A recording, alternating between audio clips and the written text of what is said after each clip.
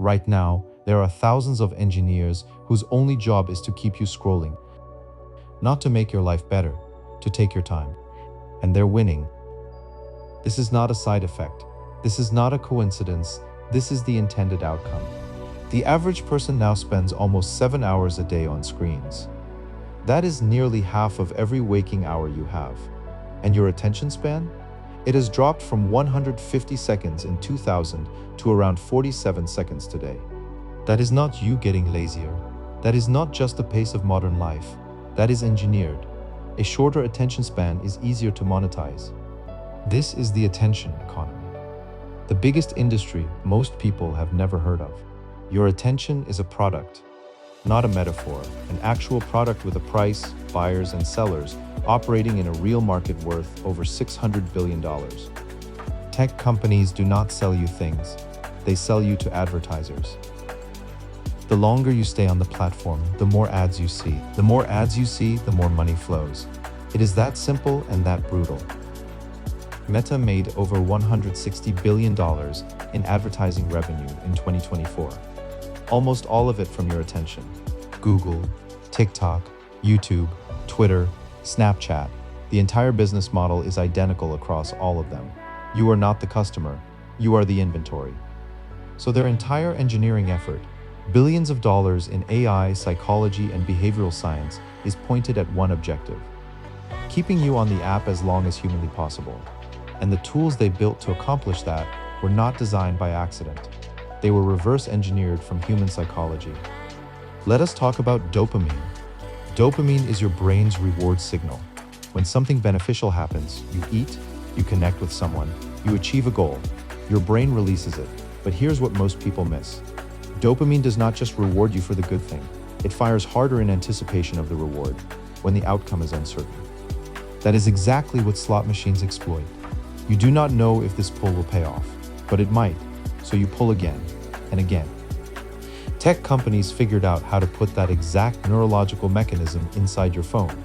Pull to refresh, that gesture you do every morning when you first check your phone, was deliberately modeled on slot machine mechanics. Pull down, wait, see what came in. Loren Brichter, who designed it, has publicly said he regrets building it. He described it as addictive and meritless. Infinite scroll eliminated the natural stopping point. Before it existed, there was a page end. Asa Raskin, who invented infinite scroll, later said he deeply regrets it.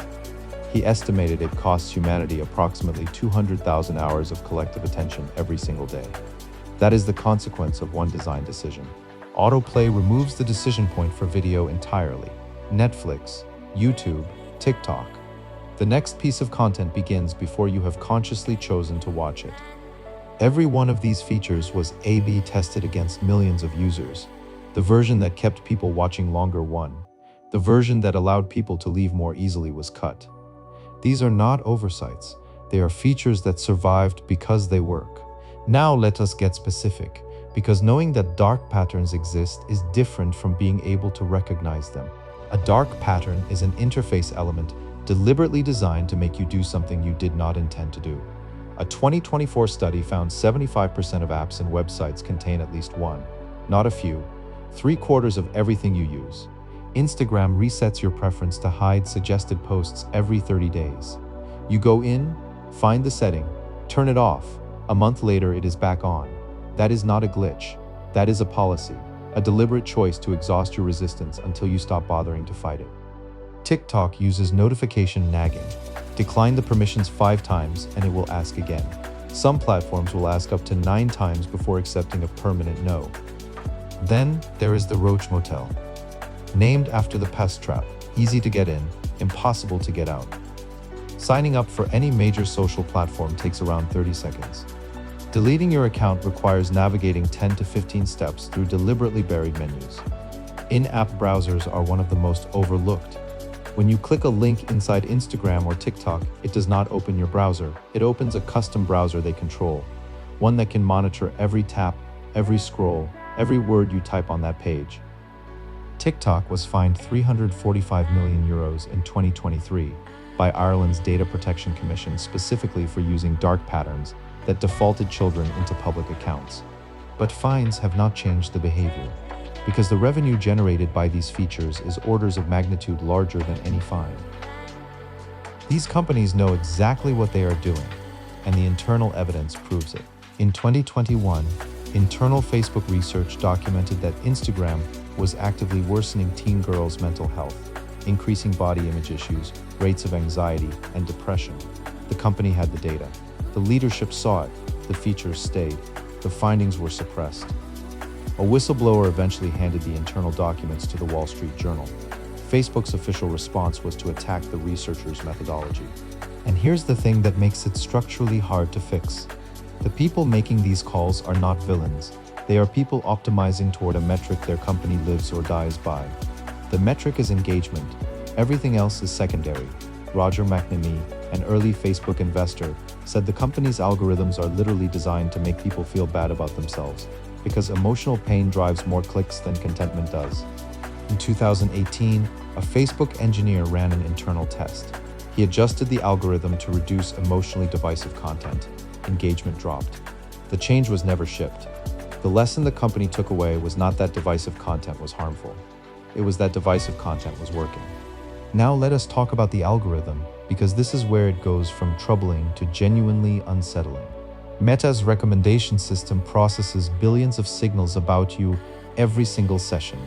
Not just what you like or share, your scroll speed, how long you pause on a piece of content, whether you rewatch something, what you hover over but do not click, what you type into the search bar and then delete before sending. Every one of those signals feeds back into the model, continuously refining a behavioral profile of you that is more detailed and more accurate than anything you could describe about yourself. The algorithm does not just know what you like, it knows what you will like before you do. And it does not use that knowledge to serve you well. Research consistently shows that recommendation algorithms amplify emotionally activating content, specifically outrage, anxiety, and fear, because those emotions produce the longest engagement sessions. You are not angrier because the world is worse. You might be angrier because an algorithm discovered that anger keeps you on the platform longer. So what is all of this doing to your brain? Research shows that after a single notification interrupts you, it takes the average person 23 to 25 minutes to fully return to deep focus. The average person receives around 80 notifications per day. That means you are being interrupted, on average, once every 6 minutes during every waking hour.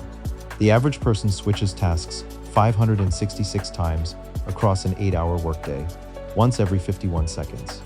You are never in one place long enough to actually think. You are not getting distracted. You are being distracted, deliberately, by design. A 2025 study found that blocking mobile internet access on smartphones improved sustained attention by the equivalent of reversing 10 years of cognitive aging. Not slowing the decline, reversing it 10 years, just from putting the phone down. Tristan Harris spent years as a design ethicist at Google. His words: "A handful of people working at a few companies in Silicon Valley are making decisions that affect how 2 billion people think every single day." That is not hyperbole. That is a description of infrastructure. So what do you actually do? Step 1 is genuine awareness. When you pull to refresh and feel that anticipation, that is a slot machine. Naming what is happening changes how it feels. Step 2, turn off every non-essential notification. Check your apps on your schedule, not theirs. Step 3, use screen time limits, not because you lack discipline, because these systems were built specifically to defeat discipline. Step 4, enter apps with intention. Know why you are opening it before you open it. Step 5, notice how you feel after, not during, after. Move every social app off your home screen. 2 taps deep. Friction is one of the most reliable ways to interrupt automatic behavior. And stop charging your phone in your bedroom. That one change removes the first and last stimulus you reach for every day from your most important recovery space. None of this requires becoming a digital hermit. The goal is not to reject the tools. The goal is to stop the tools from using you. Your attention is the most valuable thing you own. Not your money, not even your time, because your attention determines everything you do with both.